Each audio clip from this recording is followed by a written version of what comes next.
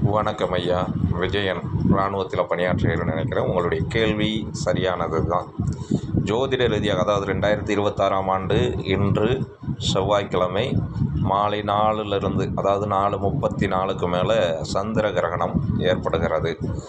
அது எவ்வளோ நேரம் இருக்கிறது என்றால் 6:47 வரைக்கும்னு சொல்லப்பட்டது சாஸ்திரத்தில். இது அறிவியல் பூர்வமாக விஞ்ஞானிகளும் அறிவிக்கிற நேரம் இதுதான்.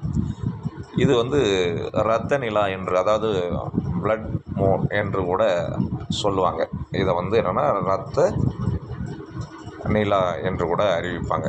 அறிவியல் ரீதியாக பாதுகாப்பானது என்று இவர்கள் அறிவித்தாலும் கூட ஜோதிட ரீதியாக சாஸ்திர ரீதியாக சில ராசிகளுக்கு சுபபலன்களையும் பலருக்கு கவனமாக இருக்க வேண்டிய நேரமாகவும் கருதப்படுகிறது.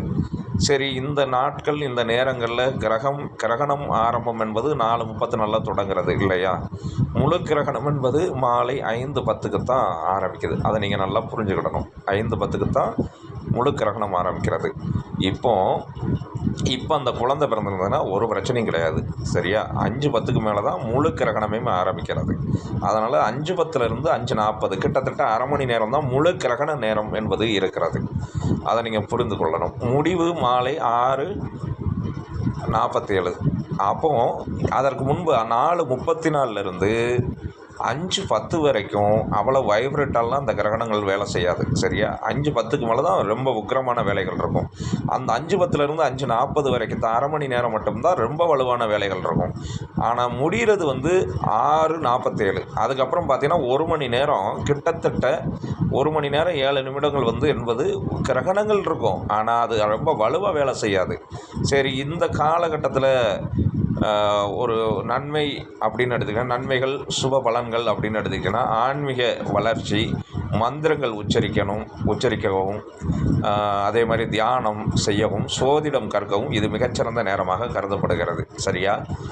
அதே மாதிரி ராசி பலன்கள் அப்படின்னு எடுத்துக்கிட்டிங்கன்னா, இந்த கிரகணத்துக்கு அப்படின்னு எடுத்துக்கிட்டிங்கன்னா ரிஷபம், மிதுனம், துலாம் போன்ற ராசிக்காரர்களுக்கு தொழில் மற்றும் நிதி நிலைமையில் முன்னேற்றம் ஏற்படும்.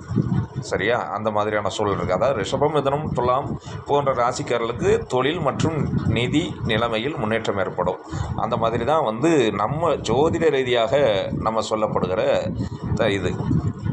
கலைத்துறையில் இருப்பாங்க இல்லையா? இப்போ கலைத்துறையில் இருக்கிறதுல என்னென்னா, சினிமா, நாடகம் போன்ற துறைகளில் உள்ளவர்கள், அந்த மாதிரியான அதாவது ஒளி சார்ந்து இயங்கக்கூடியது, திரை சார்ந்து இயங்கக்கூடியவர்களுக்கு வெற்றி மற்றும் முன்னேற்றம் கிடைக்கிறதுக்கான வாய்ப்பு அந்த மாதிரி தான் ஜோதிட ரீதியாக சொல்லலாம்.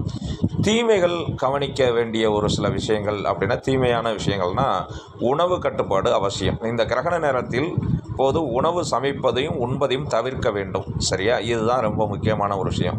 கிரகணத்தின் போது உணவு சமைப்பதை உண்பதையும் தவிர்ப்பதை சிறந்தது. இது குறிப்பாக சொல்கிறதுனா, நான் அந்த உக்கிரமாக இருக்கக்கூடிய நேரம்னு சொல்லியிருக்கோம் இல்லையா, அந்த நேரங்களில் கிட்டத்தட்ட அந்த 2 மணி நேரம் நம்ம தவிர்ப்பதே சிறப்பானது. அவ்வளோதான். நீங்கள் 6:47க்கு மேலே நீங்கள் உணவை தயாரிக்க ஆரம்பிக்கலாம்.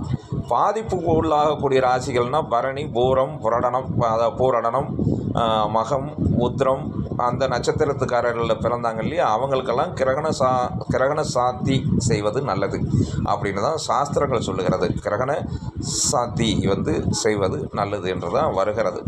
ஆக இந்த ராசிக்காரர்கள் ஒருவேளை எந்த இதுவுமே செய்யாமல் இருக்கிறதே சிறப்பு. அதே மாதிரி கர்ப்பிணியாக இருக்கக்கூடிய கருத்தரித்த பெண்கள் வெளியே செல்வதை இந்த நேரத்தில் மட்டும் தவிர்த்து கொள்ள வேண்டும். கூர்மையான பொருட்களை பயன்படுத்தக்கூடாது. அந்த மாதிரியான சூழலில் தான் இவங்களுக்கானது இருக்கிறது. அதே மாதிரி ஆலயங்களை மூடிடுவாங்க. சரியா? கிரகண நேரத்தில் கோயில்கள் மூடப்பட்டிருக்கும். எனவே வழிபாட்டு வீட்டிலேயே செய்வது சிறந்தது. அந்த நேரங்களில் நீங்கள் தியானம் செய்வதோ, மந்திரங்கள் ஓதுவதோ, ஜோதிடம் மற்ற அது சார்ந்த சாஸ்திர சம்பிரதாயங்கள் வீட்டிலே செய்வது மிகச்சிறந்த பலன்களை தரும். ஆக குழந்தை என்பது 5 மணிக்கு உள்ளே பிறந்துருச்சுன்னா அதில் எந்த விதமான இதுவும் கிடையாது. 5 மணிக்கு மேலே பிறந்தாலும் இறைவனுடைய சித்தம் அந்த குழந்தை நல்லாவே இருக்கும். என்னுடைய வாக்கு அப்படியாத்தான் இருக்கும். நல்லது, மகிழ்ச்சி, வாழ்க வளமுடன், சுகமே சொல்க. நல்லதுயா.